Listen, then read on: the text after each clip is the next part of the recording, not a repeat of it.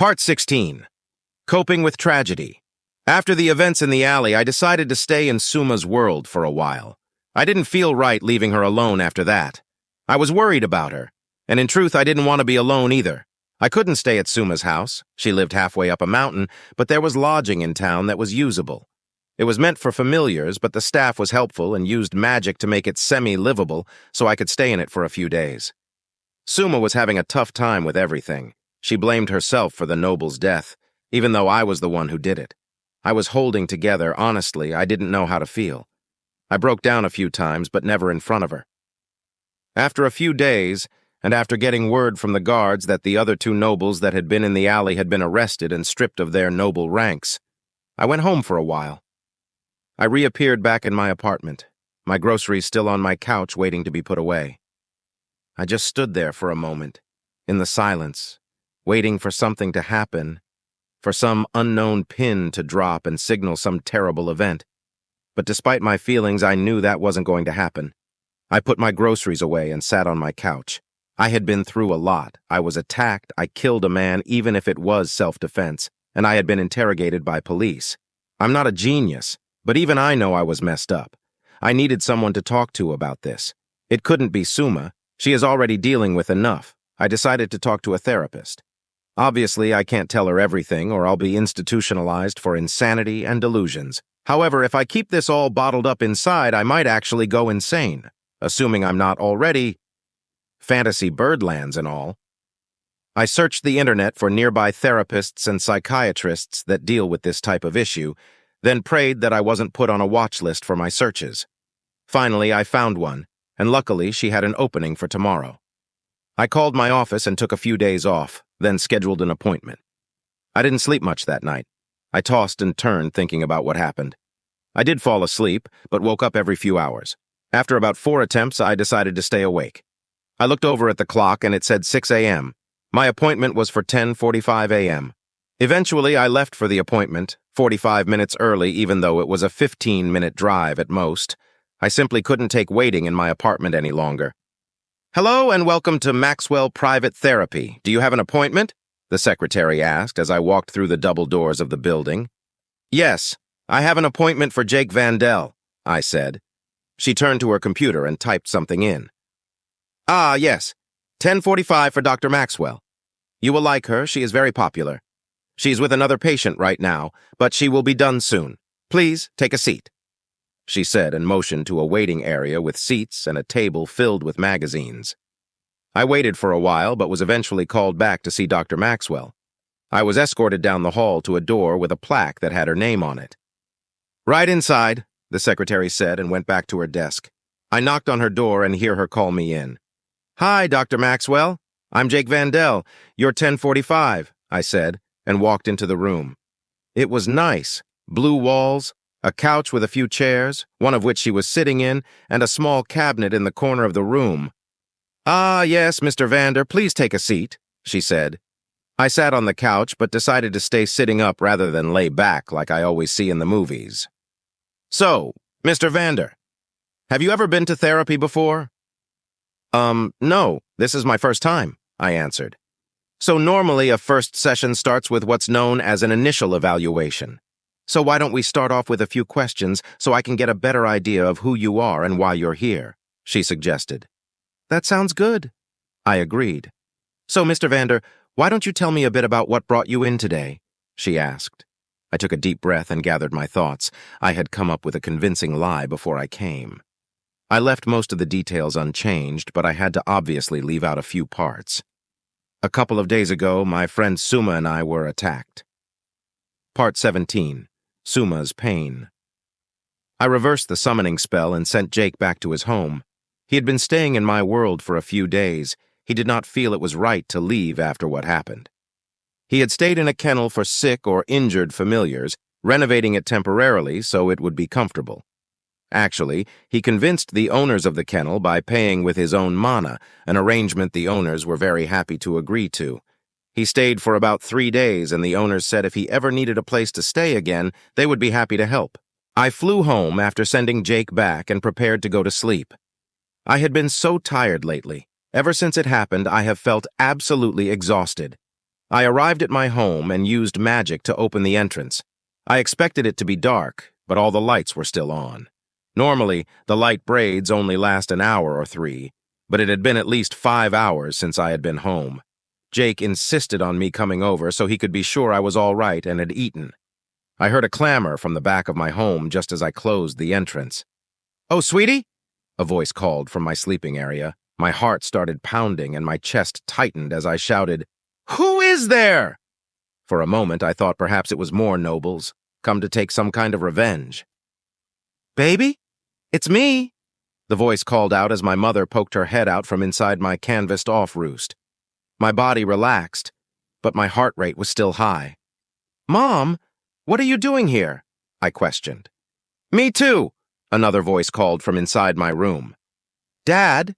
I asked, confused, recognizing his voice. I could not see myself, but I could feel my feathers were still standing on end, so I relaxed them and myself before asking them why they were here. "Why are you here?" "Honey, you were attacked. Why wouldn't we be here?" my mom stated. "Well, yeah, but that was days ago, almost a week. Why now and not then?" I wondered, a bit hot under the collar. Honestly, it had been on my mind a lot since that happened. I live only a 3-minute flight from my parents, but they had not been by to see me. I know, and we are sorry, but... My mom started, but she was fumbling over words and beginning to trail off, so my dad interrupted her. "Honey, that familiar of yours. He scares us. He is dangerous. You are a rank 5 healing mage. You have no business utilizing a familiar that strong. He is dangerous, and it is his fault you were attacked," my dad said to my disbelief. "Jake did not get me attacked. He saved my life. He named me," I shouted. "You remember that? Suma? Do not think I have not noticed you never use it." Dad scoffed. "Right, Suma. What kind of name even is that? Probably means pet on his world." "Enough, both of you," Mom interjected just before I could reply to my father. "Look, Suma, we are just worried that this familiar of yours—" "Jake," I interrupted. "Right, Jake. We just think Jake may not truly have your best interests at heart. He is so strong you can practically feel the mana radiating off of him. That's why we think maybe he doesn't understand that you just... Well, not to say... Look, what I'm trying to say is..." I cut her off. "You're saying I am weak and that I cannot take care of myself." No, we aren't saying that at all," Mom started, but Dad cut her off. "That is exactly what we are saying. You are a rank 5 mage, the lowest of the medium ranks, and you are a healer, not even a combat class. You should get rid of that troublemaking ape and get a familiar that you can actually handle, like a Xanthorax hound or a... Get out! Get out right now!" I screamed and forced the entrance open. "I will not listen to this anymore. This is the argument over the army all over again, and just get out." "Honey, please don't," Mom tried to say. "Go!" I yelled again. My parents were not the listening type, not when it came to me. Dad wrapped a wing around Mom and led her outside as she cried. I closed the entrance and just fumed for a few seconds. I flew over to my roost and just tried to calm myself down. I knew they had no right to talk about Jake. They had no right to ridicule me, but they always have. I spent several minutes angry, but once that was gone, all I was left with was sadness and a very large, very empty home.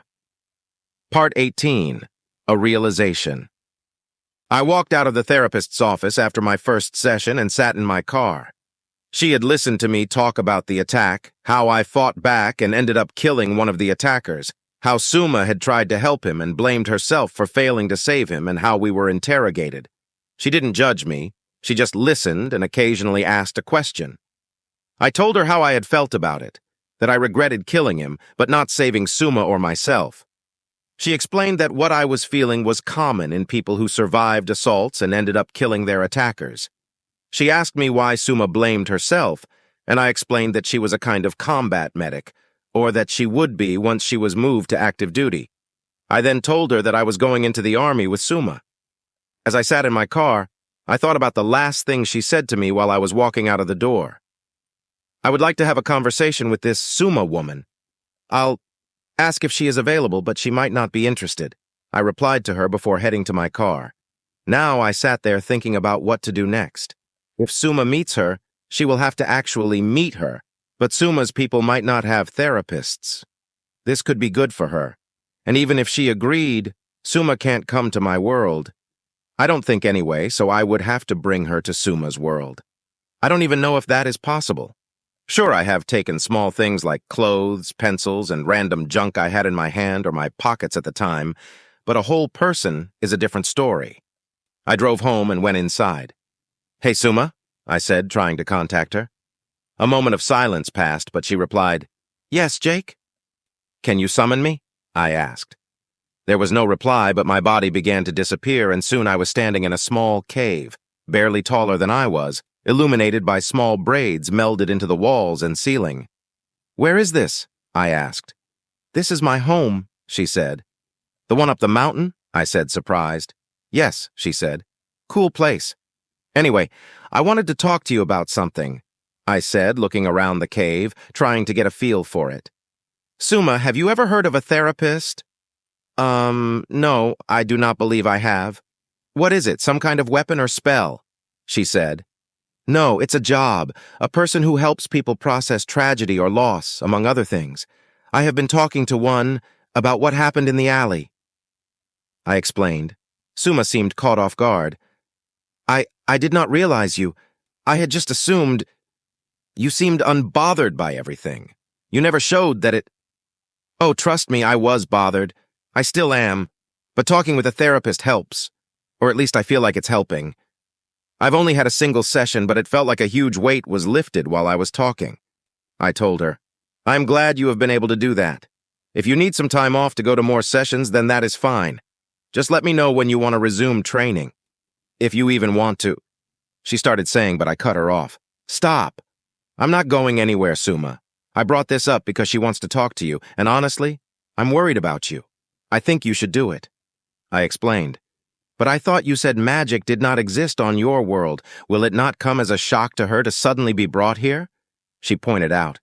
"Well, yes," I admitted, "but I'm more worried about your mental health than I am the consequences of my actions at the moment." I chuckled slightly. "I do not know," Suma said hesitantly. "Just think about it, okay?" I suggested. "Okay, I shall think about it." She relented. "Good. Now for the other reason I wanted to come. My sword and shield," I said happily. "Oh, right. In all the confusion, I almost forgot. Our order is probably ready," Suma said, realizing that it had probably been done for a day or two. Suma walked over to the far side of the cave and used magic to open the wall. "Okay, let us go," she said and flew into the air. I walked over to the edge of the cave and looked out of the new hole and down the several 100-foot drop off of a sheer cliff. "Nope," I said, and brought my head back in, then laid flat on my back on the ground of the cave due to the sudden feeling of dizziness. "What is wrong?" Suma asked, then very quickly realized and said, "Oh, right. The mountain. Okay, wait here for a moment." Suma then closed the cave and told me over our psychic connection that she would just fly to the metalworker's shop and summon me straight there. "Good idea," I acknowledged. "Wait, does that mean you could have been summoning me from place to place the whole time? I've walked like 50 miles in the past month." "Sorry, it did not occur to me until a few days ago." Suma apologized. "Oh, it's fine. I needed the exercise anyway," I said. A few minutes passed, which I spent looking around Suma's home, before she told me she had arrived and summoned me beside her. "That was fast," I said, surprised. "Flying is much faster than walking," she said and perched on my shoulder. We walked inside and the elderly Neem greeted us. "Ah, there you are. I was beginning to think you had forgotten. I have your order all finished up and ready to go," he said and flew behind his counter. Would you mind giving a poor old man a bit of help, sir?" he asked, gesturing to the large metal objects. "No problem," I said, and picked up the finished sword and shield. It was a double-edged short sword, no longer than the total length of my arm, based on a medieval broadsword's design. The shield was rectangular and only just a bit wider than my torso. It was twice as long. I wanted something small and nimble that I could maneuver easily and wield with only one hand each. "How does it feel?" Suma wondered. "It feels pretty good," I said, giving the sword a few good swings. "And what about the metal wall?" the elder nymph asked. "The shield? I would have to test it, but it seems sturdy," I said, looking it over. I have never constructed such odd tools, but if you ever need my services again, please do not hesitate to ask. The elder sounded joyful. I guess he had fun making my stuff.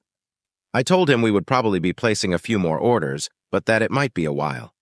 Suma was surprised to hear that, but waited until we had left the metalworker's shop to ask me about it. "Jake," she started, "what did you mean by more orders? Do you need more weapons?" "No, actually what happened in the alley made me think about something else. When that noble threw that ball of magic at me, I couldn't have moved a shield into place fast enough to block it. What I need is to have something that is always blocking attacks. I need some armor." Part 19. Making an Appointment. What is armor? Suma wondered. I thought for a moment about how to describe it. It's like a shield you can wear. "Oh," Suma chirped, "like your clothes, are they a kind of armor? I do not think that will be enough. It did not do much against the noble's attack after all." "No, clothes aren't a kind of armor, at least not against anything more dangerous than sunburn. Good armor is usually some kind of metal affixed to leather or a durable cloth." I thought for a moment, wondering how normal metal would fare against magic, then said, "But in all honesty, I don't know if just metal will protect against magical attacks. What do your people do for stuff like that?" "Well, I suppose we could embed it with runes, or if you want something higher quality, we could have magic channels engraved in it, but that is difficult to maintain and expensive. Some Neems store their mana up for years to afford that, and it is usually only done for nobles who have the ability and time to maintain the equipment," Suma told me as she waddled her head back and forth as she thought. I began feeling a bit confused. I recognize what runes are, sort of, but what are magic channels? "Have you ever heard of ley lines?" Suma asked. "Kinda. I'm semi-familiar with them," I said hesitantly. "Magic channels are artificial ley lines carved into a non-living object. It allows one to run their own magic through their weapons or equipment. Normally, it is used to reinforce structures against magical attacks, but it could be used for armor," she explained. "Okay, so people put these channels into walls and stuff, then run magic into them to protect a building?" I asked. "Exactly," she stated. "And how is that different from a rune?" "From what I know about them, they are basically the same thing," I questioned. "Well, runes operate in a comparable way, yes, but the main difference is customizability. Runes can be set into something, then all you must do is run mana through it, and the desired effect will occur. But magic channels can be influenced to meet the circumstances. Imagine you have a house with runes engraved into the walls that repel fire. That is going to be useful if someone tries to burn it down, but useless if they launch a water-based attack. However, with magic channels, all that is needed is to manipulate the mana you are running through them, and it can take on the desired effect." "Okay, that makes sense. Sounds like magic channels are a lot better then," I concluded. "Well, yes and no. While they are more versatile, they are difficult to maintain and require several mages working in almost perfect unison to utilize. Runes are also cheaper and easy to replace if they get damaged," she said. "How would they get damaged?" I asked. "Well, they are basically just scratches filled with mana-infused clay or dyes. They could get hit by a stray magic bolt or even just accidentally wiped off." "Pretty fragile then," I said. "They can be, but really it depends on the skill and power of their creator. A skilled rune maker would produce higher quality and more durable runes, but of course they would charge more as well," she said. "Yeah, makes sense," I agreed. "So where could we find a rune maker?" I asked. "I do not know," Suma said. "You don't know, but you live here," I said. "Jake, do you live in a city?" she asked. "Yes," I told her. "Tell me where every woodcarver in your city is," she said. "All right. Good point," I realized. "Any ideas on how to find out?" I asked. "I do not know. Maybe we could ask the Grand Duke. A noble like him is bound to know a skilled rune maker, and he does wish to meet you." She said that last part excitedly. "Okay, sounds good, but who is the Grand Duke?" I wondered. Suma explained, basically he was like a prime minister or a Supreme Court justice or something. She told me that she had met with him a few days ago, the day of the attack, when I was at work. "So that's what you wanted," I realized. "That Grand Duke guy wanted to talk to me." "Yes," Suma answered. "He finds you interesting and wanted to meet with you in person. You don't think that he had anything to do with those nobles attacking you, do you?" I wondered. I doubt it. The Grand Duke was elected on a platform of holding nobles accountable for their transgressions. In truth, he is not a popular figure in noble society. He has personally brought over 10 high-ranking nobles to justice and spearheaded reforms in laws that gave more power to commoners and other non-nobles, Suma explained. Isn't he a noble? I asked. Well, yes, but technically no. He is from a noble family, but in order to become the Grand Duke, you have to give up any right to nobility so that you cannot be swayed by the promise of increasing your own riches. Imagine if a lord of a profitable area became the Grand Duke. He could simply create laws that benefited him and weakened his opponents. She said, "Oh, yeah, I guess that makes sense." I nodded that I understood. So, how do we get an appointment? I think we need to go to the Royal Citadel and make an appointment, or maybe we will get lucky, and he will be available when we get there. She guessed. Okay, how far is it from here? I asked. For me, not far. For you, far? She said, half joking, half being serious. Okay, you fly there and I will just wait, I guess, I suggested. Okay, see you in a bit, she said and flew away. I looked around and then down at my sword and shield that I was still holding.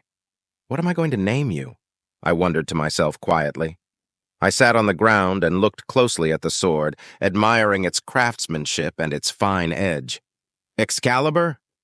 Maybe, but a bit on the nose. I pulled out my phone. It hadn't occurred to me to try and use it while in this world, mostly because I had assumed it wouldn't work. No bars, I said, seeing my utter lack of service. Too bad, that could have been pretty useful. I put my phone away and picked up the shield with my other hand, being sure to lay the sword down carefully so as not to scratch it. What about you? Maybe something simple and easy to remember, like just shield or wall. I decided to look up a few famous weapons from history when I got back home. Hey, Suma, I said, trying to contact her. Almost there, Jake. Not long now, she answered. Well, that's good, but not what I was wondering. I was trying to decide names for my new weapons. Any ideas from your country's history? I asked. Well, there are a few things that come to mind for your shield, but I'm afraid I have nothing for your sword. My world has nothing like it, she said. What names do you have for the shield? Well, there is a story from our mythology about a man who used magic to create impenetrable walls of energy to protect his forces. His name was Azan of the Barrier, and the rite he used was later named in his honor. Azan's Wall. Azan? Not bad, I acknowledged, interested in the name. What else? There was said to be a fortress that stood against a siege for a solid 2 years before it finally fell. It was called Fort Montauk, she suggested. By the way, I am here. Ready to go? I picked up the sword and shield. Ready. She summoned me, and I reappeared standing in front of a large, triangular castle of sorts, with many important-looking guards and their familiars waiting at the gates. Will I be allowed in there? I asked. I think so, she said hesitantly. They will probably just assume you are under my control. Suma perched on my shoulder, and we walked up to the guards. One of them asked for our reason for entrance. We are attempting to schedule an appointment with the Grand Duke at his request. The guard she was talking to looked over at me. Keep this one on a tight leash, he said. Then they stepped aside and let us pass. They just let us pass. No papers, no further questions, just a single question and an order to keep a familiar under control? I asked, amazed. The guards of the Citadel are said to be most powerful and well-trained of all the Grand Duke's armed forces, even more so than his own personal guards. If anyone tries to do something that they do not like, they will not be alive long enough afterward to regret it, she explained as we walked into the building. Noted, I said, looking around. It was a large, open area with small perches dotted around certain places.